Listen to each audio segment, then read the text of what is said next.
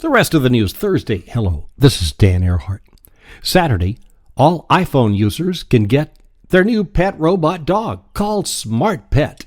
It's a new free app that puts a nice little doggy face on the screen with 100 different facial expressions, and Smart Pet can recognize voice commands and even recognize you through the FaceTime camera.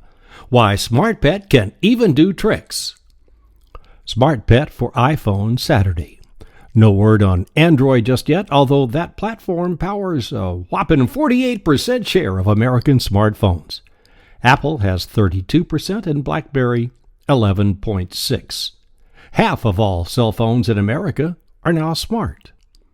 Yesterday, we talked about summoning the taco copter in the Bay Area with your GPS-equipped phone to bring you lunch, a taco.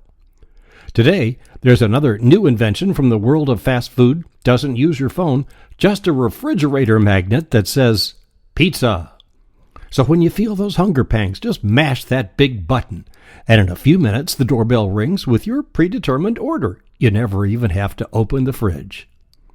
Here's great news for California. Predictions call for major advances in the state's economy over the next 2 years, with pretty much full recovery in job and housing markets by 2016. With Los Angeles actually being one of the last places to return to the pre-recession good times. Oh, really? Who says? Hot ticket in town last night. Pat Boone hosted a rally for Rick Santorum. And a new survey released this morning says Santa Monica is the American city where single women value sex the most. Santa Monica is number one, America's sexiest city. In fact, 5 of the top 10 are in California. West Hollywood's number 2, San Francisco 3, Oakland comes in at 9, and Pasadena is 10. Leaving California, Boulder is number 8, New York City 7, Portland, Maine, not Portland, Oregon, is number 6, but Seattle made the list at number 5. Scottsdale, Arizona is number 4. But that was fun. Madonna joined Twitter this week. Piers Morgan sent her a welcome that said, "You're still banned from my show." Madonna says she doesn't even know who Piers Morgan is.